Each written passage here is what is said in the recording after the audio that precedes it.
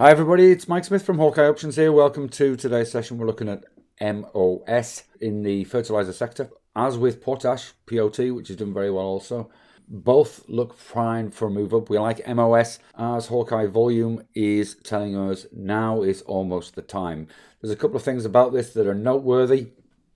First of all, as I said, we've got green buying volume. Note the extraordinarily high level of volume that we saw a couple of sessions ago, but also green volume on both 2-day and weekly charts. So all our volume is intact, and we'll see that buying volume has been in for a few days on the 2-day chart, less so on the daily chart, but we do see this Hawkeye wide bar. Now this wide bar, again, just to reiterate, one of the things we've talked about before is a bar with extraordinarily high volatility, and that matches of course with the volume that we see. And we also see this on the 2-day chart. Now interestingly, we've stopped just under $31 there and then closed around $30.50.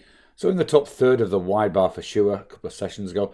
Yesterday we didn't really make any headway on that. Find ourselves up to the previous day's close at a high, but certainly off the lows of the session, worked its way back up to $30.07.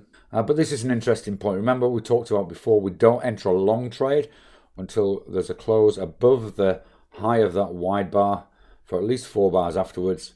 And why that's significant, not only from the wide bar point of view, but also technically, is if we put a line across previous pivot highs on the weekly chart, you'll see it was supported here last year. There's our pivot high from March, retested in June, and we're back here again just by $31. So we're looking for a break of $31 to go long on this. We may well go a bull call spread, perhaps at 33.34, with a medium-term expiry, perhaps 3 months. See if we can scalp some profit off this. And that's really a reflection of where we are in the portfolio at the moment and where the market is. We're less keen to enter more bought call positions right here, right now. And that's just one of the trades I'm considering for today.